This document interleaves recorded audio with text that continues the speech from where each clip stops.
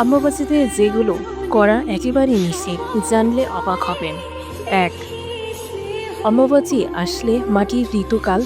হিন্দু বিশ্বাস অনুসারে এই সময় পৃথিবী মায়ের ঋতুস্রাব হয়, তাই মাটি খনন, বীজ বপন, বিবাহ ইত্যাদি বন্ধ রাখা হয়। ২.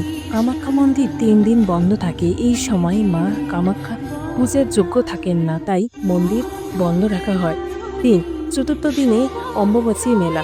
মন্দির খোলার দিন লক্ষ লক্ষ ভক্ত সমাবেশ হয়। এটাই অম্বুবাচী মেলার মূল আকর্ষণ। ৪. এই সময় নতুন কিছু শুরু করাকে অশুভ মনে করা হয়, যেমন বাড়ির কাজ, ব্যবসা, বিবাহ বা যে কোনো শুভ কাজ। ৫. মহিলাদের ঋতুকালকে সম্মান জানানোর প্রতীক। অম্বুবাচী মূলত নারীর প্রাকৃতিক শক্তিকে সম্মান করার উৎসব হিসেবেও দেখা হয়। ৬.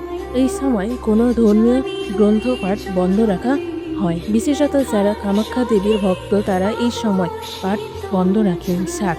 মনে করা হয় এই সময় শক্তির পুনর্জন্ম ঘটে, তাই পরে নতুন ফসল, নতুন উদ্যোগ শুরু করা হয়।